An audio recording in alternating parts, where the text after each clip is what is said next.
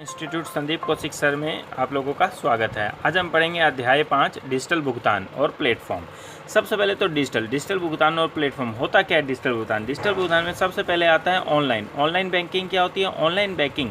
एक इलेक्ट्रॉनिक प्रणाली है जो वित्तीय अर्थात फाइनेंशियल इंस्ट्रूमेंट है ना कस्टमर को संचालित करती है वेबसाइट के माध्यम से। अब आपने जैसे बैंक की स्टेटमेंट हो, बैंक वर्चुअल हो, बैंक में पैसे जमा करवाने निकालने, भुगतान करना, बिल भरना, ठीक है ना, रिचार्ज करना, ये सारे हम घर बैठे ऑनलाइन कर सकते हैं। तो ये सारे ऑनलाइन बैंकिंग के अंतर्गत आते हैं। ऑनलाइन बैंकिंग के लाभ कहीं भी किसी भी समय कर सकते हैं, ठीक है ना। ट्रांजैक्शन समय में कटौती होती है, ठीक है ना, कम समय लगता है, बहुत सुरक्षित है, पैसे तुरंत भेज सकते हैं, घर बैठे यूटिलिटी बिल भर सकते हैं। ऑनलाइन बैंकिंग के माध्यम से हैं जैसे खाता खोल सकते हैं, शेष बैंक की जानकारी निकाल सकते हैं, कितना बैंक रह गया, एक जगह से दूसरी जगह धन स्थानांतरित कर सकते हैं, फंड डिस्पोज कर सकते हैं, यूटिलिटी बिल भर सकते हैं, चेकबुक के लिए आवेदन कर सकते हैं, डेबिट कार्ड का रजिस्ट्रेशन कर सकते हैं, पिन रजिस्ट्रेशन कर सकते हैं, घर बैठे कर सकते हैं। ऑनलाइन खाता खोले जाने की प्रक्रिया। खाता क्या है? सबसे पहले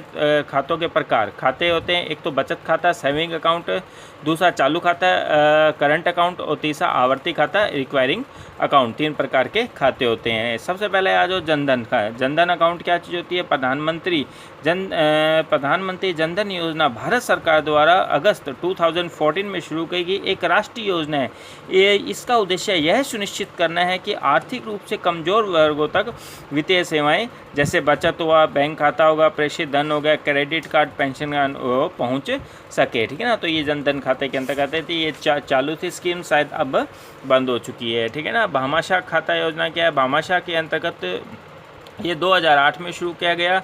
ये सीधे लाभ हस्तांतरित करने के उद्देश्य से यूज़ किया गया। इसमें जो परिवार का मुखिया होता है वो महिला होती है। भामाशाह योजना के अंतर्गत परिवार के सभी सदस्यों को जोड़ा जा सकता है और वे सभी इस योजनाओं का लाभ ले सकते हैं, ठीक है ना। ऑनलाइन डिजिटल भुगतान पत्तियाँ और प्लेटफॉर्म। सबसे पहले तो ऑनलाइन डिजिटल भुगतान पत्तियों में सबसे पहले आ जाओ क्रेडिट कार्ड। क्रेडिट कार्ड क्या चीज़? जैसे ऑफिस ये स्कूल की आपको फ़ीस जमा करवानी है और अपने को कोई ख़रीदारी करनी है तो इसके माध्यम से कर सकते हैं। अपने कहीं पे भी जाके पोस्ट मशीन की सहायता से, क्रेडिट कार्ड की सहायता से हम पेमेंट कर सकते हैं और इसके अंतर्गत अपने को लगभग 55 दिन का समय मिलता है अकाउंट से पैसे कटवाने के लिए, है ना। फिर उसके बाद जो इसमें आप जब किसी को भी पेमेंट करोगे तो उसमें कार्ड नेम, कार्ड नंबर, ठीक है ना, एक्सपायरी डेट वगैरह अपने को ऐड करनी पड़ेगी, ठीक है ना। इस तरह जो इसके अंदर अपने जब किसी को पेमेंट करेंगे तो इसमें एक CVV नंबर डालना पड़ेगा जो 3 अंकों का होता है। क्रेडिट कार्ड जो होता है वो 16 अंकों का होता है और इसमें OTP आएगा। 1 टाइम पासवर्ड होता है, OTP 1 टाइम पासवर्ड। फिर आपकी क्या प्रक्रिया स्टार्ट होती है। सेम ऐसे ही आता है डेबिट कार्ड के माध्यम से भी अपने क्या कर सकते हैं, अपने ये पिन कर डाल सकते हैं इसके अंदर। फिर आता है रुपए कार्ड। रुपए क्या होता है? रुपए और पेमेंट का संयोजन रुपए का कार्ड भुगतान है, ठीक है ना। इस पे NPCI national payment corporation of India ने इसको बनाया था। सेम प्रोसेस बाकी वही है इसके अंदर। फिर उसके बाद आ जो नेक्स्ट है अपने पास रुपए कार्ड के बाद आ जाता है नेट बैंकिंग। नेट बैंकिंग के सहायता से भी अपने क्या कर सकते हैं, भुगतान कर सकते हैं, ठीक है ना। घर बैठे पासबुक मंगाना, घर बैठे फंड ट्रांसफ़र करना, बिल भरना में सारे कार्य इसके द्वारा कर सकते हैं।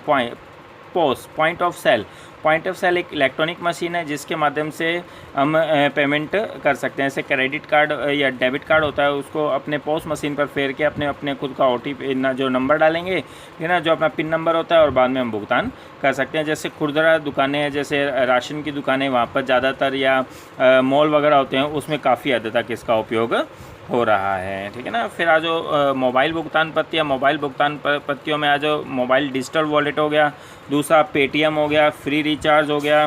फ्री रिचार्ज के बाद आ जाओ अपने पास स्टेट बैंक बड़ी SBI ने बनाया था एक अर्धबंद अर्थात सेमी क्लोज प्रीपेड वॉलेट है जिसके माध्यम से आप पैसा भेजना, विवरण देखना, स्टडी बैंक की निजीकृत करना, ठीक ना, DTH रिचार्ज करना, बिलों का भुगतान करना, ठीक ना, टिकट बुक करवाना आदि ये सारे कार्य कर सकते हैं। सेम आ जाओ UPI यूनिफाइड पेमेंट इंटरफेस। इसके माध्यम से भी अपने क्या कर सकते हैं, भुगतान कर सकते हैं। UPI के बाद आ जाओ अपने पास भीम आता है भारत इंटरफेस फॉर मनी। इसके सहायता से भी हम क्या कर सकते हैं, भुगतान कर सकते हैं। फिर उसके इसमें आ जाओ USSD unstructured supplementary service data, ये भी सेम चीज़ है, लेकिन इसमें *99# डायल करके अपने क्या कर सकते हैं, इसको स्थापित कर सकते हैं। इसमें भी अपने को जैसे जो छोटे मोबाइल होते हैं टिक टिक वाले, उसके माध्यम से भी अपने क्या कर सकते हैं, इसकी जानकारी ले सकते हैं। जैसे बैलेंस पूछना, मिनी स्टेटमेंट हो गया, फंड ट्रांसफ़र हो गया, MMDI जाने, पिन उत्पन्न करना, OTP निकालना, सब कुछ कार्य कर सकते हैं। फिर उसके बाद हो AEPS आधार अनेबल पेमेंट सिस्टम, आधार सक्षम भुगतान प्रणाली के माध्यम से भी अपने डेबिट क्रेडिट कार्ड की तरह ही अपने इसका उपयोग कर सकते हैं। यह राष्ट्रीय भुगतान निगम की एक पहल है, इम्पोर्टेंट है। NPCI, ठीक ना, USD क्या है, भारत की एक राष्ट्रीय भुगतान पद्धति की एक पहल है। फिर उसके बाद आ जाओ गूगल तेज़ की सहायता से भी अपने एक जगह से दूसरी जगह पे फटाफट फंड ट्रांसफ़र कर सकते हैं। हर मोबाइल में ज़्यादातर आपको गूगल पे मिलेगा। ये इसमें एक से अधिक खातों को भी इसमें अपने बैंक खातों को इसमें अटैच करके अपने भुगतान प्रणाली को स्थापित कर सकते हैं। Thank you for watch, like and subscribe this channel.